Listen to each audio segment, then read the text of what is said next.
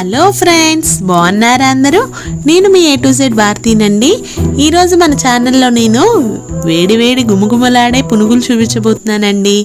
దానికి కావాల్సింది మనం ముందుగా దోసల పిండి ఉంటుంది కదండి, 1 కప్పు మినపప్పుకి 3 కప్పులు బియ్యం వేసుకొని రుబ్బుకున్నది. దాంట్లో సన్నగా కట్ చేసుకున్న ఉల్లిపాయలు వేసాను నేను. తర్వాత జీలకర్ర, మిర్చి, కొంచెం కొత్తిమీర వేసానండి. ఇప్పుడు రుచికి తగినంత ఉప్పు వేసుకోవాలి.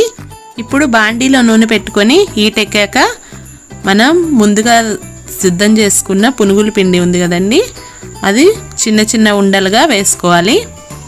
వేసుకొని బాగా వేగనివ్వాలి, అవి బ్రౌన్ కలర్ వచ్చేంత వరకు. ఈ విధంగా మనం పునుగులు వేసుకోవచ్చండి.